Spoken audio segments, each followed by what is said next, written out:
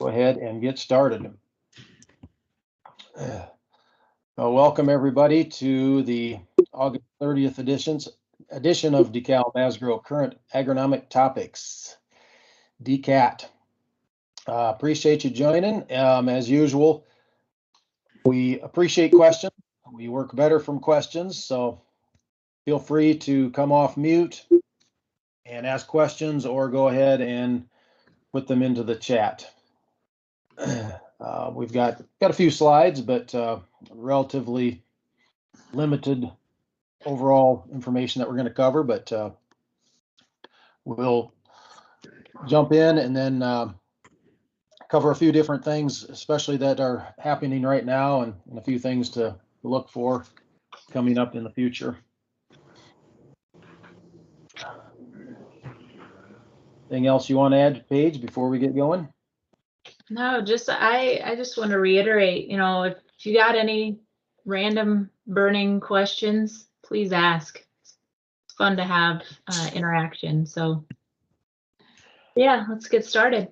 Yep. And by the way, this has been submitted for a half CEU or a CCA credit. And when we send out the recording of this slide deck, we'll have the QR code available on that. So be looking for that if you'd like to get a half credit.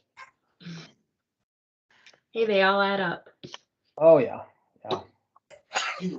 So I'll start where I usually like to start. If any of you know me or have heard me present, especially this time of the year, GDUs, growing degree units, where we're at. So I will use Storm Lake, and this would be for a 104-day relative maturity hybrid.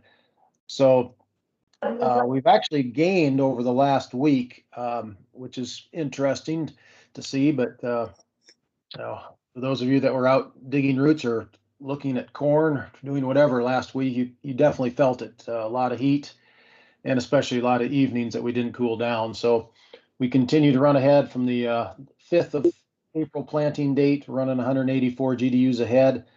And boy, that's what, 4 or 5 days off for black layer for a 104-day hybrid.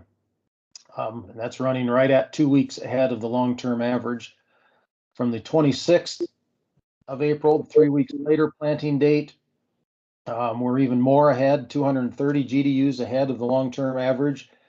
So that's projected black layer here just over a week, about 8 days from now.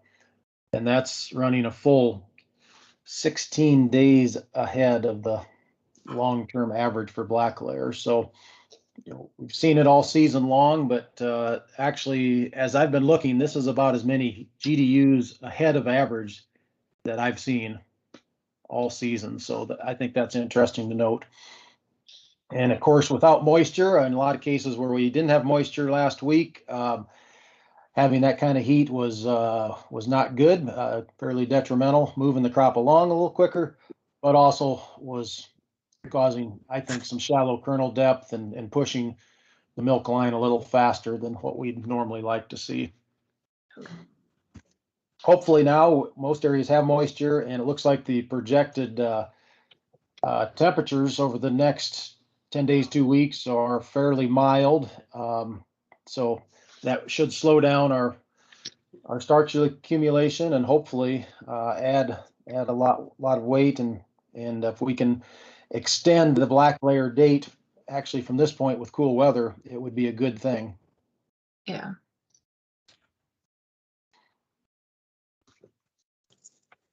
So the stages of black layer, what does that look like? So we've got that full dent and then that milk line starting.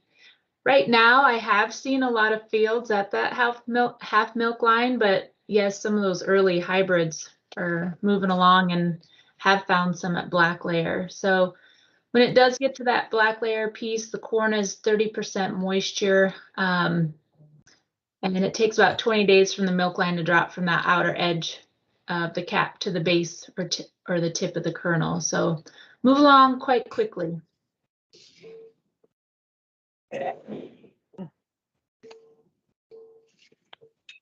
So hopefully you've seen this. This was in our newsletter a week ago, but I wanted to bring it back out just since we've really had some moisture.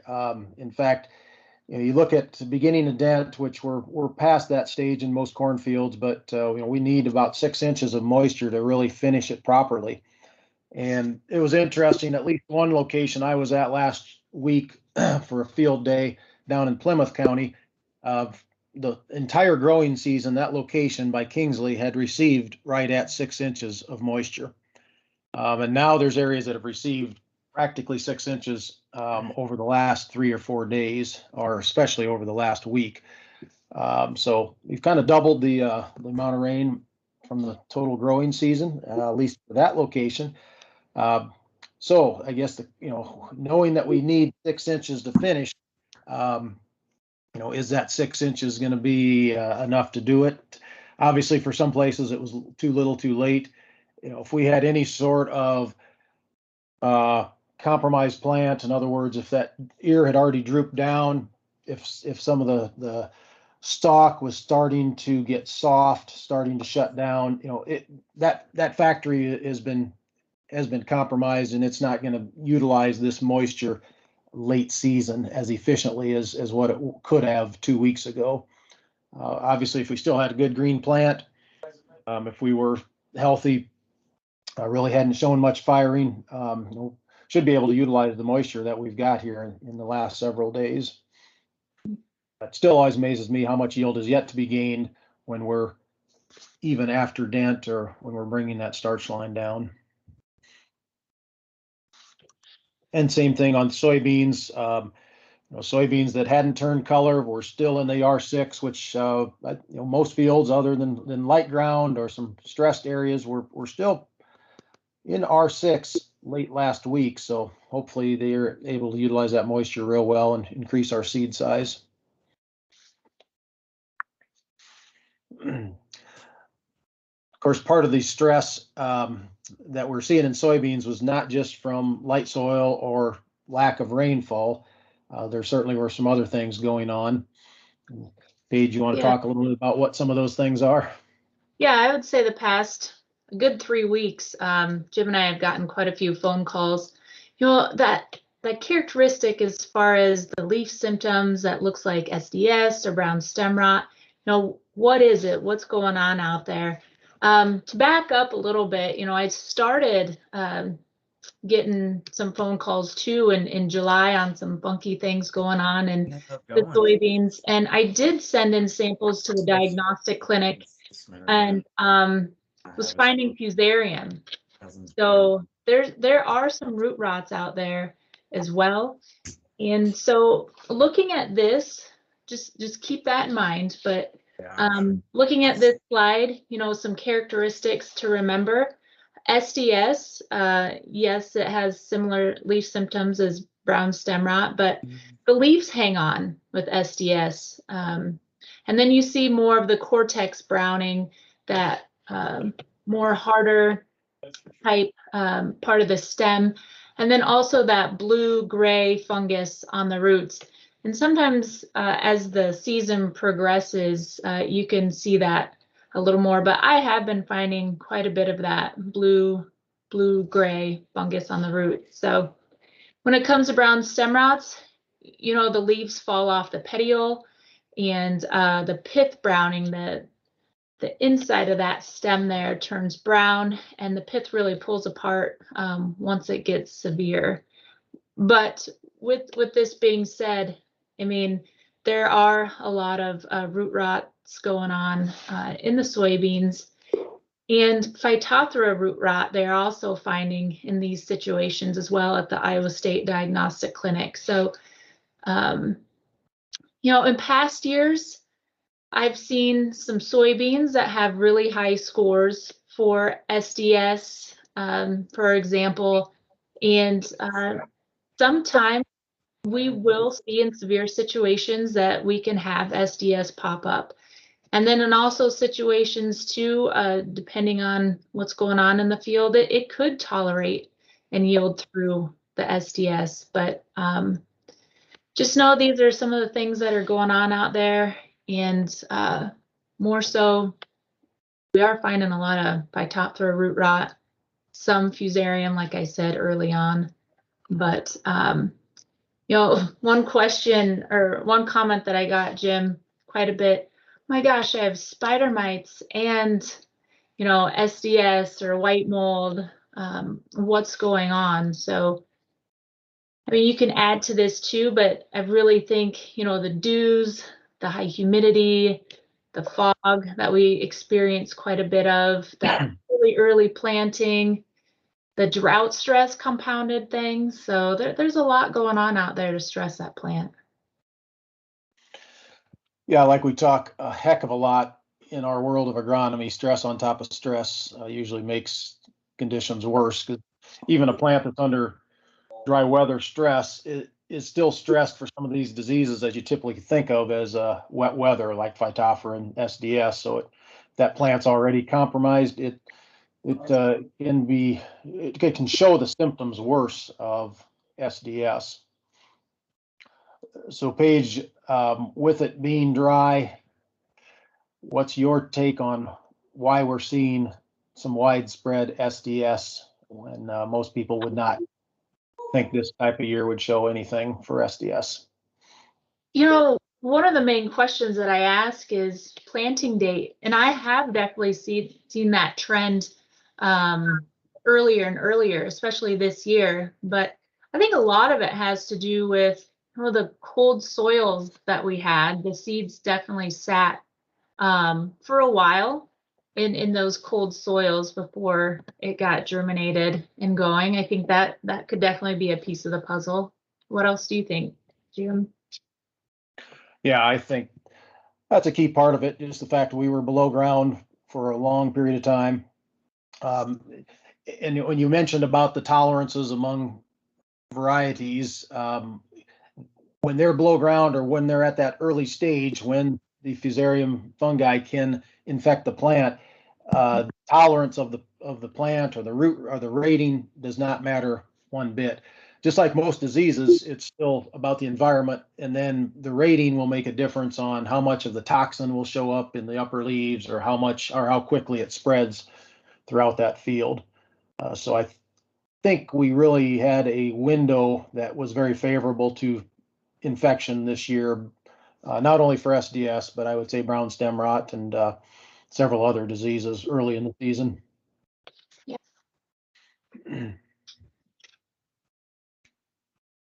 Okay, we'll keep moving. And speaking of diseases too, this is a drone shot that Paige had taken down at Storm Lake at Craig Lamoury's research farm, and some of you have seen this too from the ground. We've got a few different pictures. This was from, this would be about 2 weeks ago, Paige. Yeah. Yep. And I took one last week that started to show more maturity difference, but that's another one that we'll also add to this. But Craig is looking at white mold, some varietal differences, but also really what Delaro Complete can do. So if you look at the treatment on the right, that's 20X7s, really a variety we don't sell anymore, but is one of the most susceptible in our lineup. So we've got a susceptible check out here. And if you look in the untreated, it's lit up pretty well. Anything that you're seeing as far as the light green, brown, that is all white mold. We really don't have other diseases going on in this particular trial. If you look in the treatment here in the middle that is labeled in the green, that is kind of the Cadillac or the first recommendation for white mold, the 8 ounces of Delaro Complete at R1 followed by R3. And I believe Craig said the R1 application was about June 24th. So, not necessarily when that first flower appeared, but, it was still in the R1 stage. Because this year, with flowers appearing in some cases June 15th or for sure by June 20th, before the summer solstice, that was a little early to get out there and hit it with a fungicide. But June 24th was a pretty good compromise. And if you look, very clear cut, that is definitely the best treatment, again, on that susceptible variety. Even the R1 treatment here, certainly not really the recommendation we'd go with, but it did seem to help versus the untreated. And then one that's not labeled is actually clear over here on the left side. right next to the soybean block that's darker green. This would just be the R3 application by itself, which really is not our recommendation for white mold, but obviously in the real world, that's when a lot of fungicide applications happen. And it does look pretty good if you follow this through all the way along there.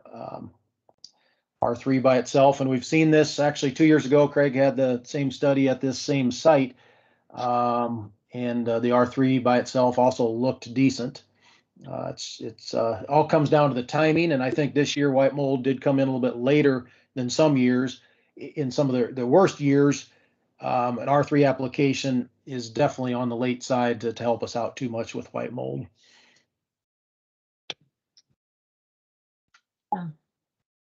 Really neat.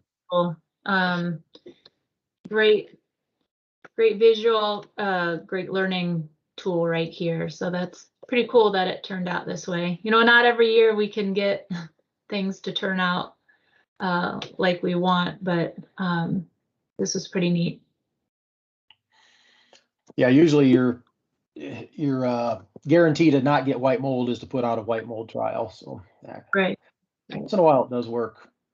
So of course, varietal selection is the first line of defense, coupled with fungicide applications as well as population management. But no perfect varieties out there, but these are some of the leaders in our lineup, really starting with 21XFOs. That one, especially after going through last year, saw how good a tolerance it has. And then some of the other varieties on down the list. And, I can go to a field and find white mold in every one of these varieties, but it's, again, all about how quickly it's able to spread and how these plants can tolerate white mold.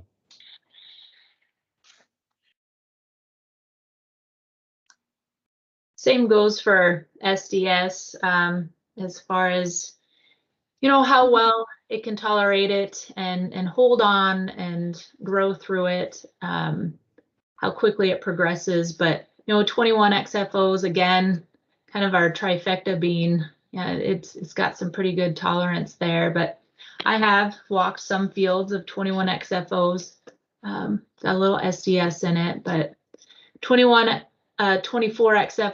21XF2s, and 26XF2s, definitely the top 4 in that class that can handle SDS.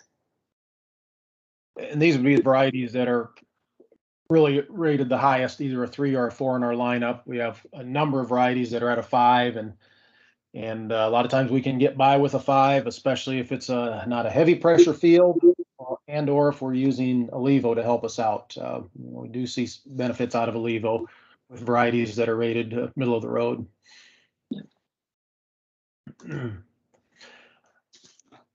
And then on the brown stem rot, like Paige had mentioned, it's out there this year. Actually, probably more wide scale than I've seen it in a number of years. So it's why it's a good idea to be checking so you know what you're dealing with, so you can help your growers out on their variety selection going forward.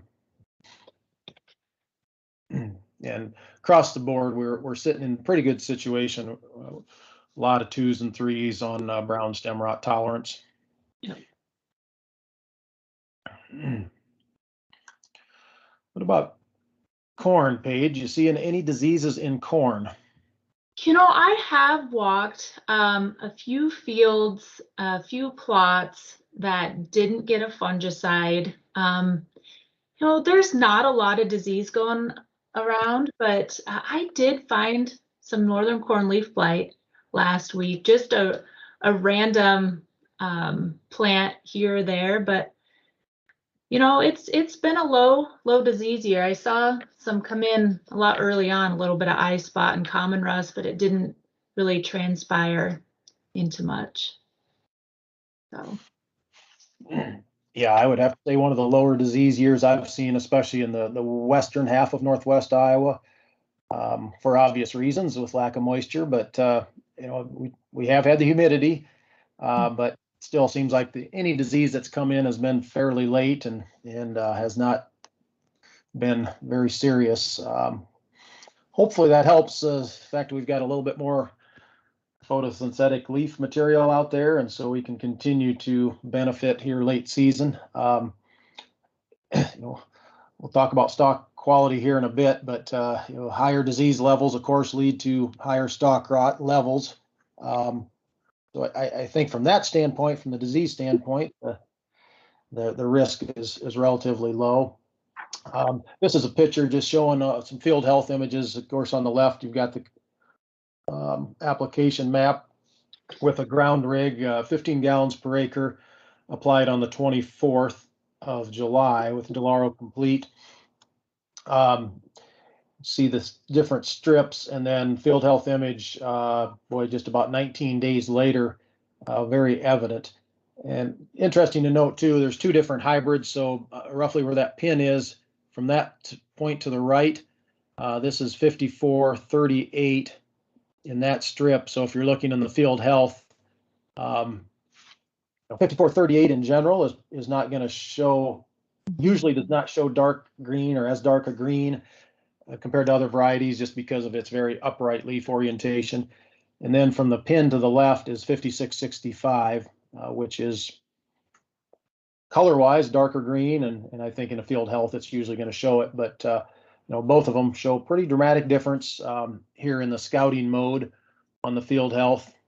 But 5665 even showing a little bit more response, at least at this point, from the DEKALB application, DEKALB complete application, I should say. We'll see if it translates to yield, but part of the idea with fungicide, of course, is all about trying to just increase our overall plant health, especially with the strobilurin. That's a component.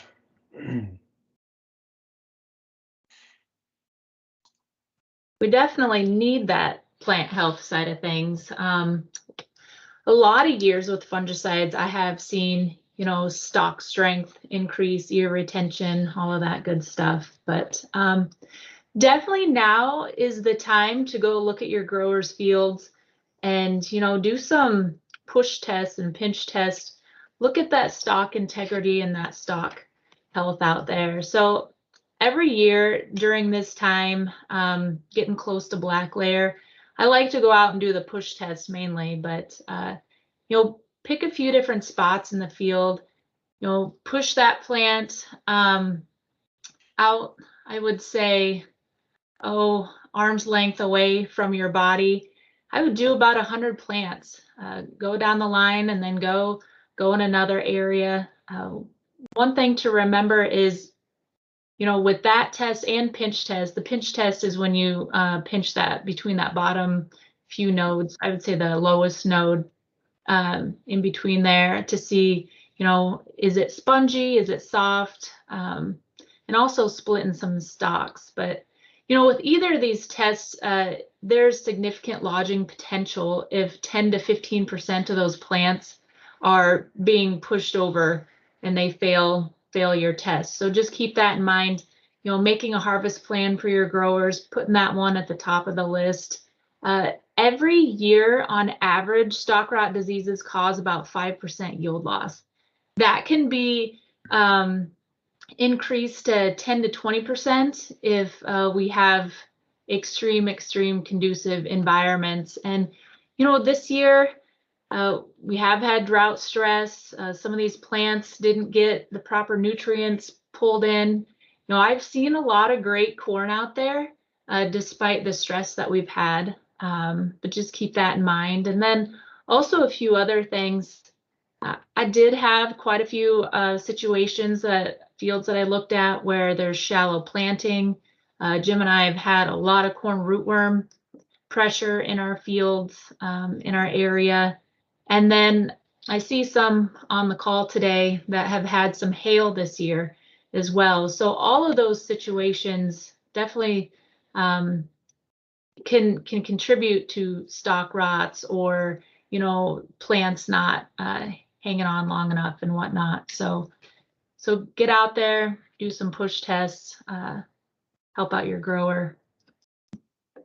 Yeah, a lot of good points, Paige.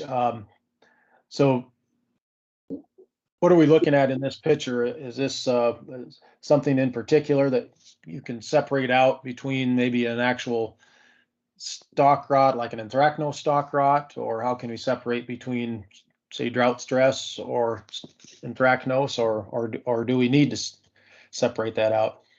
Well, I mean, in this particular field, I did have about 25% that were pushing over when I split it. I couldn't quite decipher what was going on. It looked like on that outer stalk, it looked a little like fusarium that could possibly be coming in. But obviously, to get a complete diagnosis, it would need to be sent in. But just from my experience in the plant pathology world, it looked a little like fusarium. I haven't seen much for physoderma. Obviously, that's at the node where it's got that really dark brown ring. I haven't found much of that this year, Jim. So. Yeah, that's a good point. I haven't either. It's usually you figure that's kind of a moisture inducive disease when you have moisture sitting in the leaf sheath in the lower part of the plant. I'm sure there's some out there, but I have not seen much at all this year, so that's one benefit. But yeah, you bring up a good point, especially with the rootworm. We were talking earlier about the inches of moisture needed, but if we've got a plant that's been fed on heavily from rootworm, it's obviously not going to be able to utilize this late moisture, even if we had the 5 inches of rain here in the last few days. So if we've got a plant that's got fusarium, that has rootworm or whatever other stress, then we're just not going to utilize the moisture like we normally would this time of the year.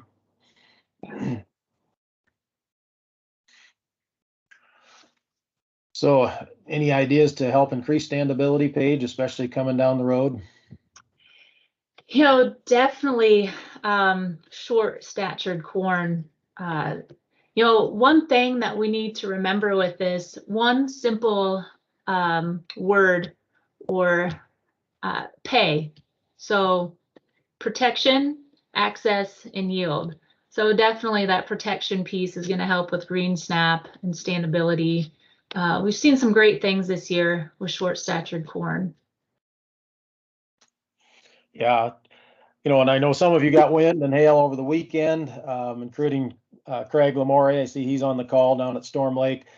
This was from, I think it was Tuesday of last week, somewhere, sometime last week over northeast Iowa. Olwine received 90+ mile-an-hour winds, which nobody likes to see, but you do see separation. This is in a pre-commercial breeding block, and pretty easy to see the short statured corn block. We put this as well as another picture from that area around Manchester in our newsletter this morning. But I know Craig has short statured corn down at the farm. Craig, any comments that you saw? I know you had some wind Saturday morning down at your farm. You seeing any differences down there?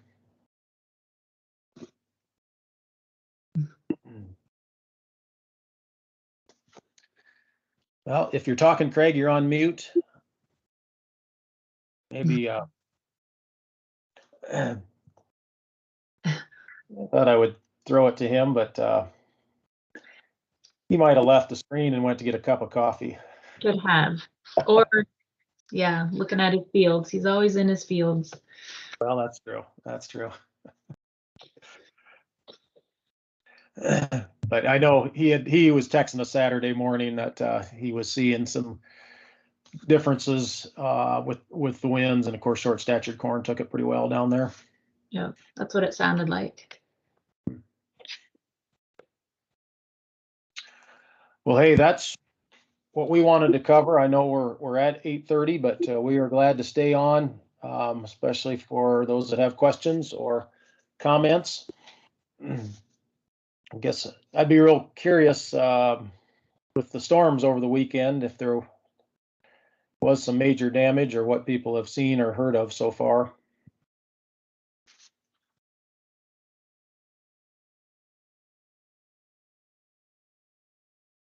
I didn't get any phone calls, but I think there's probably something going on out there.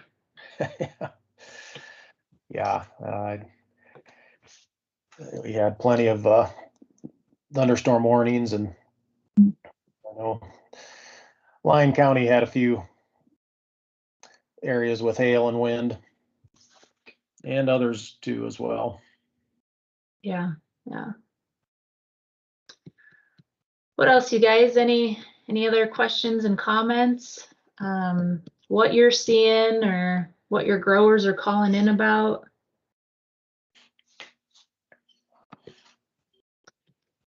Got one for you, Paige. You done any yield estimates? Never get that question, do you? I get that all the time, and yes. I'm still waiting to see kind of where that, I don't know. Okay, so I'll just back up. I have done some looking at that kernel depth piece is kind of, where are we going to end up here? This moisture that we've gotten is great. Gosh, I really wish we'd got it a couple weeks ago. There's been so many spotty storms in our territory, Jim, and so many pockets that look phenomenal, and then pockets that, have had a little more stress. But even those tougher areas, if we consider that kernel depth will be pretty good, I mean, the potential is there. I am finding a lot of 213s, considering the stress we've had, but don't hold me to that. Every situation is different, but so yeah, what about you? Yeah, I tried to stay away from doing too many yield estimates, but obviously have to do some. But yeah, I've been struggling with what factor to divide by, and knowing that on shallow kernel depth, 100 or maybe even 110 is the right figure to use as a divider. But I on kernel counts alone, yeah, there's definitely 200, 220, 230 bushel corn out there. And I'm seeing some areas where actually the kernel depth looks pretty good. And like we were talking before, with a long year fill period, I think we can add some weight. This is one year we don't seem to be worrying about a frost. I don't, with being 2 weeks ahead and some of these planting dates for black layer dates, I don't think that's a concern. So I think actually I'm pretty optimistic and in pretty good shape on stuff that's on good heavy ground that hasn't drooped the ears or shut the plant down prematurely. I agree. Got to look at the positives for sure. Yeah.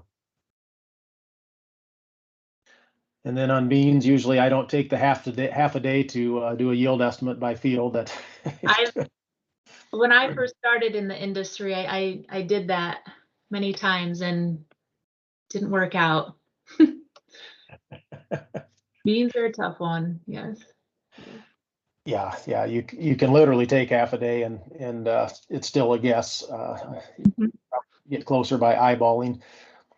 We did put a link to a formula, at least from the University of Kentucky this morning in the newsletter. But to actually do it somewhat right, you'd have to be out there counting a lot of pods. Yeah. If you got the time, more power to you. But I think there's a lot of other ways to spend time better myself. Yes. So bottom line is I stay away from soybean yield estimates. Yep.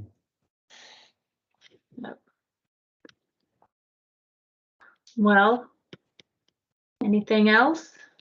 Any other questions out there?